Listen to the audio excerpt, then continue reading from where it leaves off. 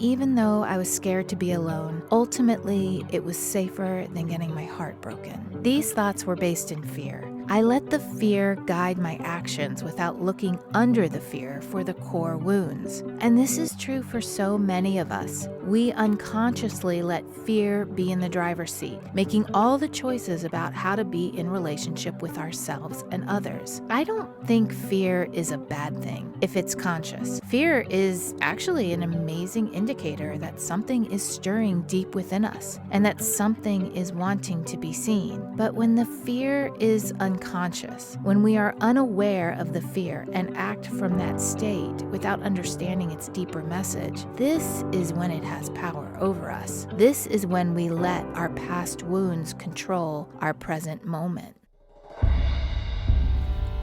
Welcome to the Relationship Diversity Podcast, where we celebrate, question, and explore all aspects of relationship structure diversity, from soloamory to monogamy to polyamory and everything in between, because every relationship is as unique as you are. We'll bust through societal programming to break open and dissect everything we thought we knew about relationships, to ask the challenging but transformational questions: who am I, and what do I really want in my relationships? I'm your guide, Carrie Jaroslaw, best-selling author, speaker, intuitive, and coach.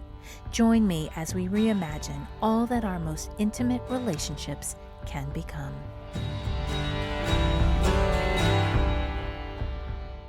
In my early 20s, I spent a lot of time by myself.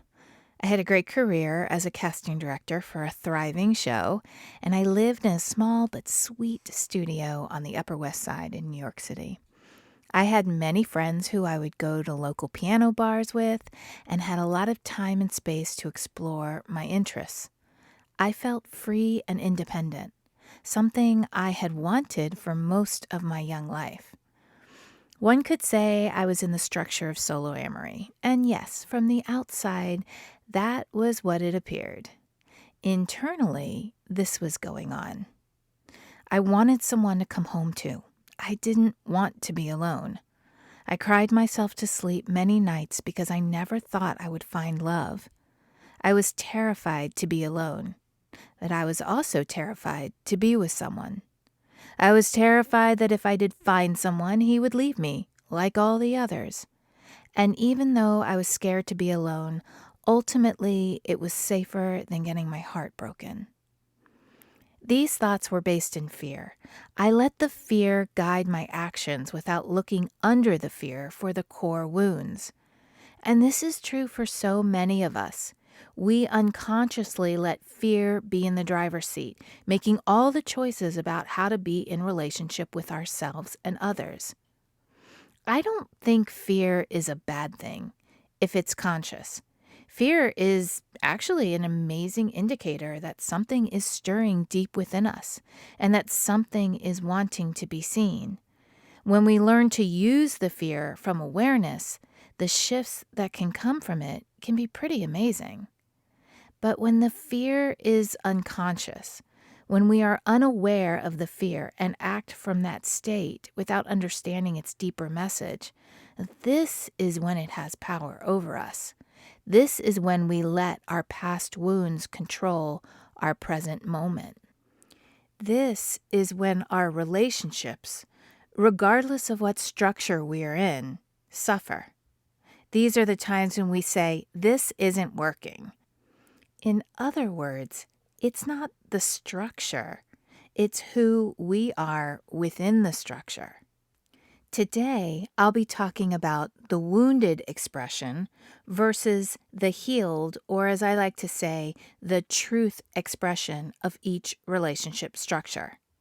But before I get into it, I do want to say that after 30 years of doing deep internal work, I have found that our healing journey, or our path back to our true selves, is never linear. It's filled with twists, turns, ups and downs, clarity and confusion. It is deeply personal and unique. This is important because, for clarity's sake, I'm going to be identifying the wounded extreme expression and the healed extreme expression. The truth is really the journey that's traveled between the ends of the spectrum and the openness to stay on the path. From the last episode, we identified the following structures: soloamory, which is the main intimate relationship I have is with myself; monogamy, the intimate relationship is with one other person; open relationship, I can have sexual experiences outside of my main intimate relationship if it is consensual between my partner and me; and polyamory, I have multiple loving, intimate relationships, and everyone has full knowledge of each other and gives consent. Now, both of the open relationships and polyamory are a part of a bigger umbrella that is ethical non-monogamy or consensual non-monogamy. So let's start with soloamory. The wounded expression could look like this: I'm scared to be with someone else. I'm scared to be hurt. I'm safer on my own. I'm better than everyone else. Or no one is good enough for me. This was where I lived for most of my single life before my first marriage. After my divorce and after my deep healing work, I had a period where it shifted to the empowered expression, which could look like this: I've come to the awareness that I'm happiest being my own soulmate. I love being by myself because I know what I want, and I love to have the full autonomy to live my own life. I feel fulfilled with my other non-intimate relationships and want to continually focus on my self-evolution while being on my own. This is where I got to after my healing work. I still had casual connection, time with others, but I was happiest on my own. And it was short-lived, only about 6 months, but I reveled in my life. I was truly in love with being on my own. Now let's move to monogamy. A wounded expression of monogamy could be this: monogamy is all I know. I'm unhappy but don't know what to do about it. I must fulfill my role in the partnership. I don't know myself without my partner. My partnership is filled with expectations and obligations. Safety is more important than knowing myself. Now, I've had the experience in the past, and I've had clients who, even though interested in exploring a different relationship structure, stayed in a monogamous structure because of the fear of what could happen. I'm not downplaying those fears. There's something to bring awareness to. And there are times where the fear can be the motivator for the chosen actions. There are also those times where the fear of evolution and change can hold you back from experiencing an even more fulfilling experience. So the healed perspective of monogamy could look like this: I feel fulfilled and happy in my partnership.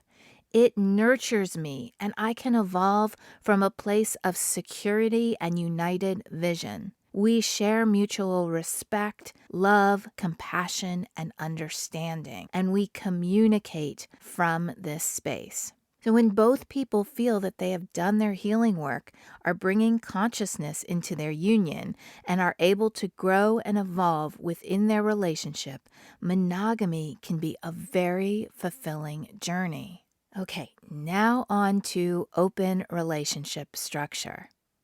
The wounded perspective of this could look like something isn't working, and we want the permission to seek it outside of the relationship without talking about it first. My other experiences are distractions and used as avoidance to what is going on within me and with my partner. This can be similar to the belief that a child will miraculously fix dysfunction in a relationship. If the primary relationship is rooted in past pain, has dysfunctional communication and interactions, opening up a relationship will be like hammering the nail in the coffin. It will highlight everything that isn't working, and the mind will use all the new relationship energy, that excitement of a different, newer experience, and the joy to emphasize all that isn't working in the primary relationship. Now, the healed expression of an open relationship could look like this. This is an experience I want to explore. I've discussed this with my partner, and we are in agreement. We communicate our needs and boundaries openly. We agree that this is part of our evolution, personally and as a couple. We agree to continually check in and discuss how it is working for us. When both people in a relationship are committed to doing their own healing work, their own internal questioning, and more than anything are committed to open, compassionate communication, they are more equipped for all the emotions that come up with this structure. They can talk vulnerably about their feelings and express their needs. When they get triggered, they have the commitment to go inward to understand why. They don't need to be fully healed. This is important to note. They just need to have that desire and agreement to do the work. And finally, polyamory. A wounded expression of polyamory could look like this. I get to have sex with lots of different people without investing in the heart-to-heart connection. Being with many people keeps me safe by creating an internal distance with all of them and with myself. I'm unconscious in the ways I relate to my intimate partners. This comes out in hiding and my disrespectful or unclear communication and expectations. I don't want to hurt my partner or deal with a difficult conversation, so I'll just not say anything.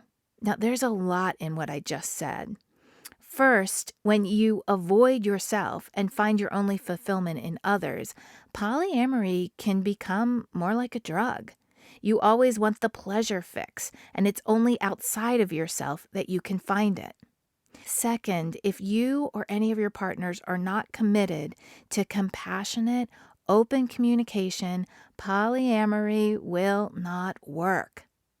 Because I said before, communication is the absolute key. Polyamory is not a fix for a wounded relationship. It will only blow up what's not working. So on the other side of that is the healed expression of a polyamorous relationship. It could look like this. I feel the desire and ability to love more than one person. I feel love is infinite. Communication is very important to me, and I'm committed to continually growing in this area. I feel that one person cannot be my everything. I cannot be that for another person. I enjoy expressing myself in different ways with different people. Now, here is where polyamory can be an incredibly fulfilling experience. The experience to love deeply and intimately more than one person is expansive. And if you are one of those people who enjoy the process of diving deeper into yourself, stretching yourself emotionally, exploring ideas like jealousy, direct communication, self-growth, and evolution, then this structure could be very nourishing. Now it's your turn. Look at one of your current and past relationships and ask yourself these questions. What are my relationship wounds? Where and how are my wounds being expressed? What is my truth that's come through introspection and or healing? Where and how is my truth being expressed? What am I wanting or what do I gravitate towards in terms of relationship structure? Which expression is this desire coming from, wounded or healed? Am I unconscious in my relationship? Am I just operating without thinking or doing what I think I'm supposed to do? Or am I really choosing what I want? These questions take a lot of courage to answer honestly. I know because I've been there. It can be scary, and you could feel alone. But I'm reaching through this podcast to you to let you know that this space, this discussion, is filled with acceptance. This place is here for you. Thank you for having the courage to listen and ask these questions. They have the potential to unlock a whole new world for you. because the gold in relationship diversity is found in between these four basic structures. More on that in the next episode. Stay tuned and stay curious. Thank you for listening to the Relationship Diversity Podcast. Want to learn more about relationship diversity? I've got a free guide I'd love to send you. Go to www.relationshipdiversitypodcast.com to get yours sent right to you. If you liked what you heard, please subscribe to the podcast. You being here and participating in the conversation about relationship diversity is what helps us create a space of inclusivity and acceptance together. The more comfortable and normal it is to acknowledge the vast and varied relating we all do, the faster we'll shift to a paradigm of conscious, intentional, and diverse relationships. New episodes are released every Thursday. Stay connected with me through my website, carriejaroslow.com, Instagram, and TikTok. Stay curious. Every relationship is as unique as you are.